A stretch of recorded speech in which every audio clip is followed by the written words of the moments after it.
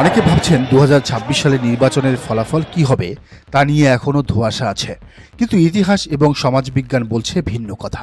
প্রকৃতপক্ষে ২০২৬ সালের নির্বাচনের ফলাফল ডিসাইডেড হয়ে গেছে ২০২৪ সালের ৫ আগস্টে। একটি গণ অভ্যুত্থান কখনো নিছক ক্ষমতার পালাবদল নয়, এটি একটি আদর্শিক ভূমিকম্প।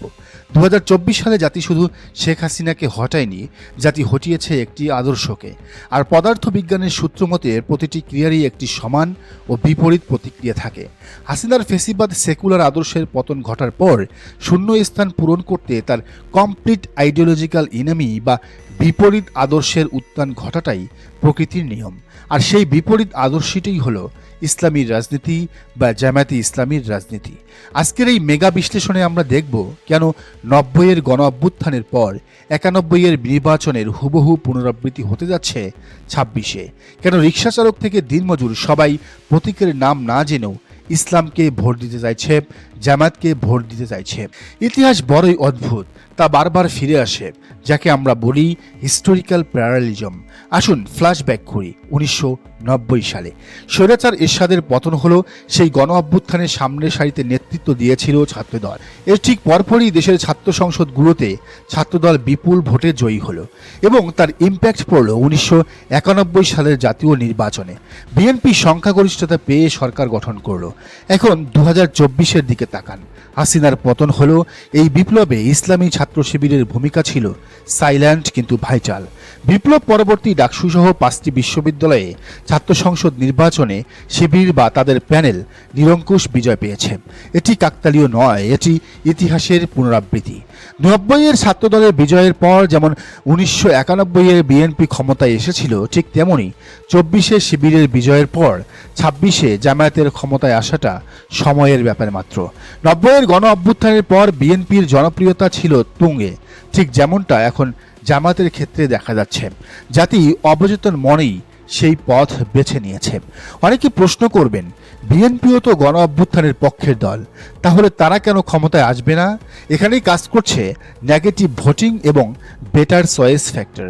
১৯৯০-এ আওয়ামী লীগও কিন্তু এরশাদ বিরোধী আন্দোলনে ছিল, কিন্তু ৯১-এর নির্বাচনে তারা জিততে পারেনি। কেন? কারণ মানুষের মনে তখনও ৭২-৭৫-এর মুজিব শাসনের তিক্ততা রয়ে গিয়েছিল। বাকশালী শাসনের তিক্ততা তাদের অন্তরে গাঁথা ছিল। অন্যদিকে বিএনপির পুঁজি ছিল মেজর জিয়ার ক্লিন ইমেজ। ২০২৬-এ এসেও একই সমীকরণ।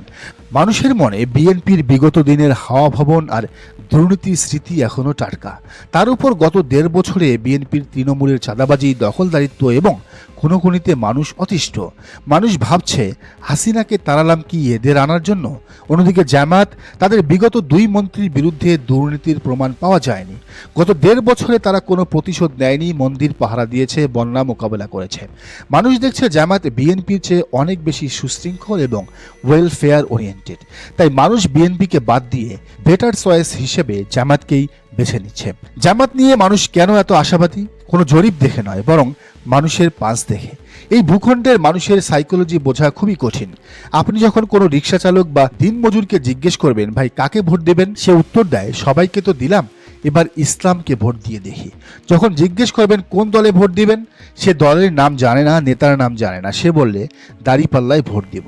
এই যে অন্ধবিশ্বাস বা ব্লাইন্ড ফেইথ, এটাই হলো গেম চেঞ্জার। অতীতে জামায়াত কখনো ১২%-এর বেশি ভোট পায়নি, এটা সত্য, কিন্তু এবার জামায়াত কোনো রাজনৈতিক দল হিসেবে ভোট পাচ্ছে না, তারা ভোট পাচ্ছে ইসলাম হিসেবে। মানুষ মনে করছে ইসলামী দল ক্ষমতায় এলেই সব সমস্যার সমাধান হয়ে যাবে। এই সেন্টিমেন্টটা যখন গণজোয়ারের রূপ নেয়, তখন কোনো পরিসংখ্যান বা লজিক কাজ করে না। এটাই জামায়াতকে ল্যান্ডস্লাইড ভিক্টরি এনে দেবে। তবে কিছু বিষয় মাথায় রাখা দরকার। এই ভূখণ্ডের মানুষের ডিএনএতে আছে অস্থিরতা। তারা কোনো কিছুতে বেশিক্ষণ লেগে থাকে না। খেয়াল করুন, প্রতি ১০ থেকে ১৫ বছর পর পর এখানে একটা ডাইনামিক শিফট হয়, নদীর ঢেউয়ের মতো। ১৯৪৭ পাকিস্তান হলো ইসলামী জোয়ার। ১৯৭১ সেই ছেলেরাই পাকিস্তান ভাঙলো, বাঙালি জাতীয়তাবাদ বা সেকুলারের জোয়ার আসলো। ১৯৯০ আবারও ইসলামী জাতীয়তাবাদের উত্থান হলো, বিএনপি বা জামায়াতের উত্থান হলো। ২০০৮ আবারও সেকুলার বা আওয়ামী লীগের উত্থান হলো।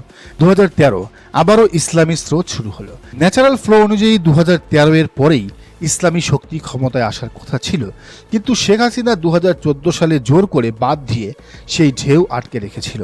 2024 সালে সেই বাঁধ ভেঙে গেছে।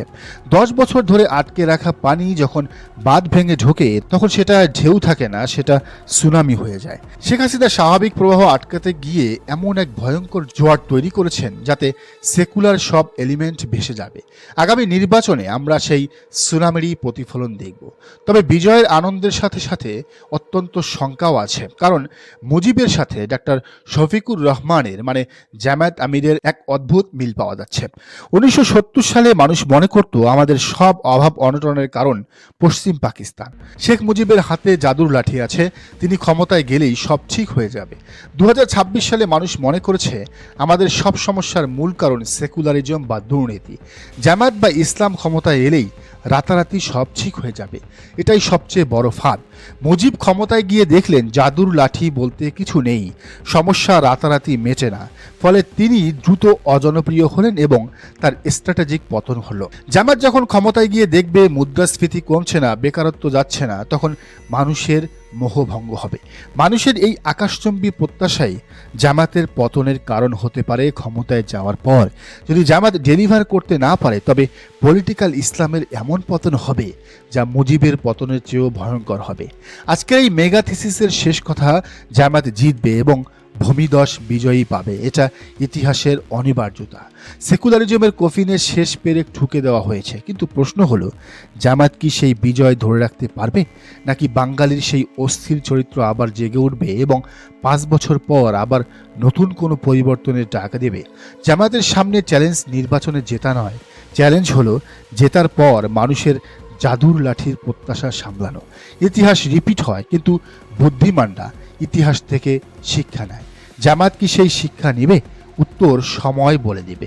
দর্শক, আপনি কি মনে করেন জানান মন্তব্যের ঘরে। আর এই চ্যানেলে নতুন হলে অবশ্যই সাবস্ক্রাইব করুন এবং বেল আইকনটি বাজিয়ে রাখুন।